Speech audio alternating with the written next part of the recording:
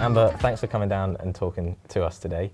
Now, tell me, how does a second-year sports management student find themselves getting selected to be part of the Six Nations referee team? Where did it all begin? So for me, probably injuries playing. I think I stopped playing at 16 after playing from like 6.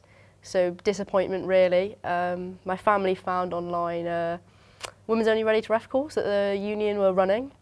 My nan signed me up for that and was like, off you go then. So, and yeah, never really looked back since then.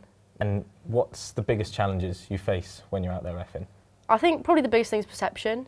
There's not many female refs in Wales, so I always like to say, like, first 30 seconds, that kind of perception's gone. Like, I'm just a ref then. Back, mate, back! Good. I'm not like the first female ref they've had or anything like that. I'm like, bang, 30 seconds in. Like, that all changes, and I think that's always my mindset going into games. Mind. Set. Now let's address the elephant in the room, why we're in a lecture theatre, not on a rugby pitch. Because you are a Cardiff Met student on sports management, as well as being a referee. Mm-hmm. How difficult is it to manage those two things?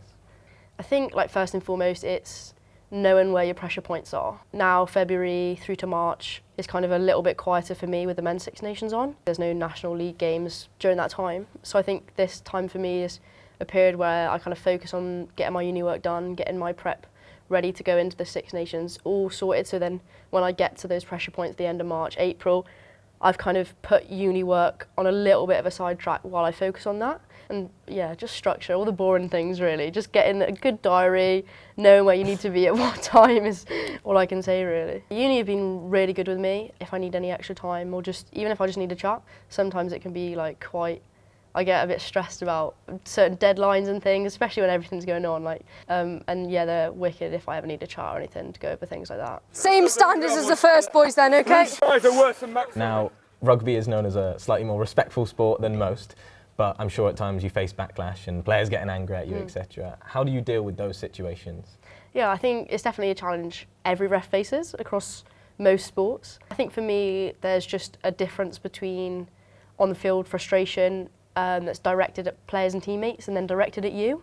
And I think it's where we find that line and balance and how we manage that. I think, of course, it's tough on a Saturday and some are worse than others and we've got to part those and kind of move on from them.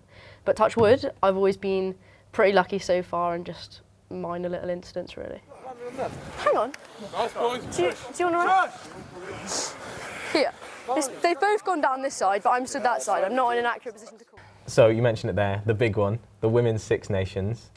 Tell me everything. How did you find out? When did you find out? How does this come about? Yeah, so I found out before Christmas. I was actually home alone in Gateys, having my lunch, doing a bit of work, got the email through, kind of scrolled down, went through all the tabs, found it. Didn't do much work that afternoon. Yeah, didn't do much work that afternoon. Yeah, rang for my mum.